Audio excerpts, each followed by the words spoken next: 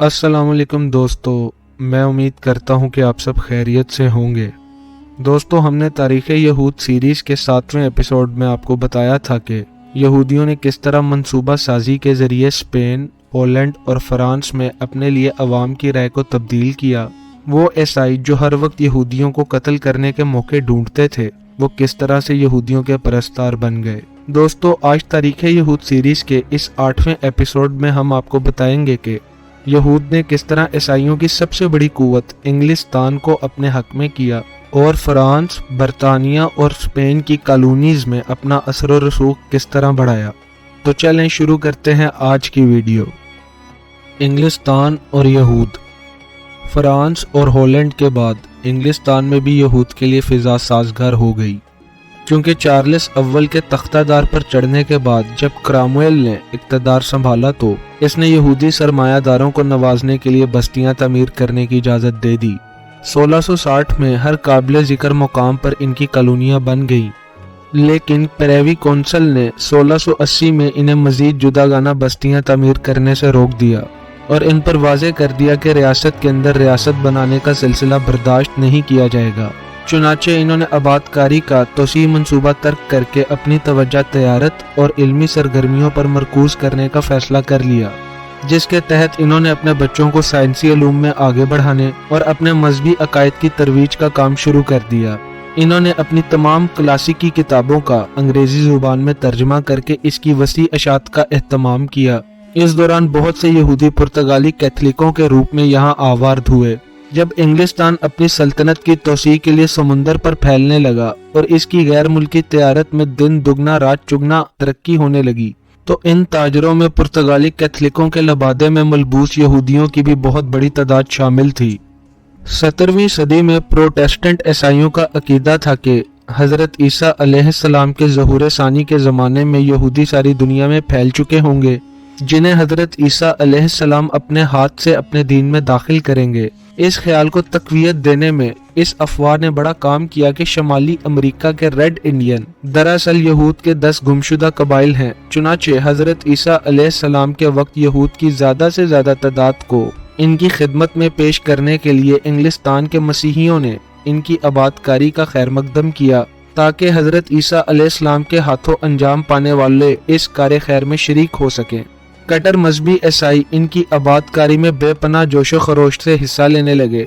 बरतानिया में इनकी आवभगत की एक और वजह यह भी थी कि बरतानिया की गैर मुल्की फतूहात और तजारत के फ़रोग ने अंग्रेज़ों को इस ज़रूरत का एहसास दिला दिया कि यूरोप की किसी कौम को अपना माल खरीदने की दावत दी जानी चाहिए। इस सिलसिले में एम्स्टर्डम के मरानो बेहद कारआमद साबित हो सकते थे। इस मकसद के लिए अंग्रेज़ों ने यहूद के लिए ख़ास लिबास, इम्तियाजी निशान और मखसूस कॉलोनियों में रिहाइश रखने की पाबंदी खत्म कर दी और हर किस्म के टैक्सों से भी इन्हें मुस्तस्ना कर दिया। यहूद की इस तरह देरीना ख्वाहिश पूरी हो गई और इन्होंने दूसरे इलाकों में खाम माल दरामद करने और इंग्लिस्तान से पुख्ता माल ले जाने की इजारादारी हासिल कर ली और इसे बहरे ओकियानूस के साहिलों तक पहुंचाना शुरू कर दिया। बरतानिया, पुर्तगाल, हॉलैंड और स्पेन में अपने लिए मैदान हमवार करने के साथ साथ यहूद ने इन ममालिक की 9 आबादियात पर भी तवज्जो मरकूज कर दी और इनमें आमदोरफ्त और तजारती रवाबत बढ़ाना शुरू कर दिए। 18वीं सदी में रूस, पोलैंड और जर्मनी के सिवा तकरीबन पूरे यूरोप में इनकी पोजीशन मुस्तहकम हो चुकी थी।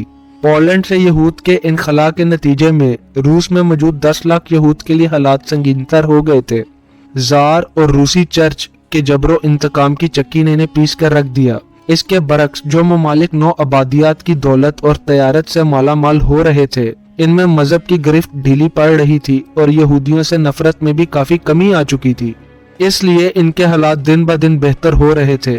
सफाडियम यहूद बैंकारी के फन और दिगर अलूम में महारत की वजह से दूसरे लोगों के लिए नमूना बन गए।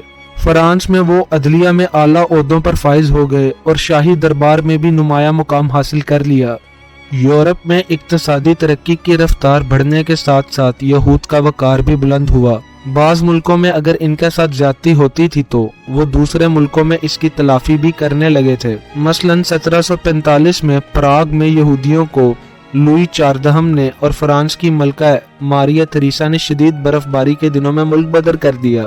برطانیہ کے اشکنازی یہود کو جب اس کا پتہ چلا تو اس نے شاہ انگلستان جارج دوم کے سامنے اس داستان کو اتنے دردناک طریقے سے بیان کیا کہ وہ آپ دیدہ ہو گیا۔ اس نے ویانا میں اپنے سفیر کو ان یہودیوں کی وکالت کرنے کا حکم دیا۔ برطانیہ میں یہود کے حق میں اتنی ہمدردی پیدا ہو جانا پہلی تاریخی کامیابی تھی، جس کے بعد انہوں نے لندن کو اپنی ریشہ دوانیوں کا مرکز بنا لیا۔ یہاں ان کی ایک مجلس بہبود یہود قائم ہو گئی۔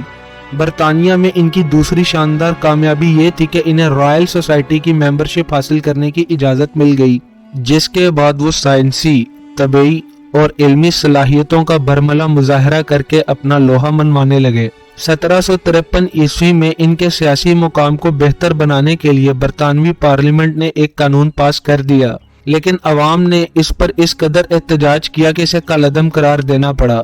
جہاں برطانیہ میں شہریت کے حقوق حاصل کرنے میں دیر لگی، وہاں امریکہ میں انہیں جلدی پورے شہری حقوق حاصل بھی ہو گئے۔ یوں وہ پہلی مرتبہ عیسائیوں کے استحصال، مذہبی تعصبات اور عوام کی نفرت اور غیظ و غضب سے محفوظ ہو کر اپنے درخشندہ مستقبل کا خواب دیکھنے لگے۔ دوستوں، میں امید کرتا ہوں کہ آپ کو آج کی یہ ویڈیو بہت زیادہ پسند آئی ہوگی، اس لیے میری آپ سے گزارش ہے کہ اس ویڈیو کو لائک اور شیئر کر دیں اور چینل کو سبسکرائب کر دیں۔